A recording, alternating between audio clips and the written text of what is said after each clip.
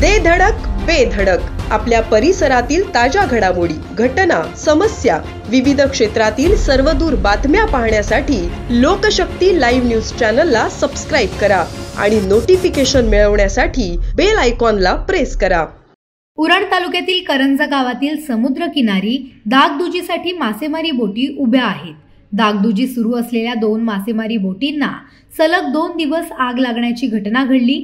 दुपारच्या वेळेत बोटींवर वेल्डिंगचे काम सुरू असताना बोरीतील काही भागात आग लागण्याची घटना घडली। त्वरित घटनास्थळी अग्निशमन दलाची गाडी दाखल होऊन जवानांनी आग विझवली, अन्यथा आगीचा भडका उडून आजूबाजूच्या उभ्या असलेल्या बोटींना आग लागण्याची शक्यता होती। या आगीत कोणतीही जीवितहानी झाली नसली तरी बोट मालकाचे मोठे आर्थिक नुकसान झाले आहे। 2 दिवसात 2 बोटींना आग लागण्याची घटना घडल्याने मालक वर्गात भीतीचे वातावरण पसरले आहे।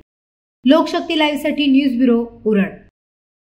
अशाच सच्चाई दर्शवणाऱ्या बातम्या पाहण्यासाठी लोकशक्ती लाईव्ह न्यूज चॅनलला लाईक करा, शेअर करा आणि सबस्क्राईब करा।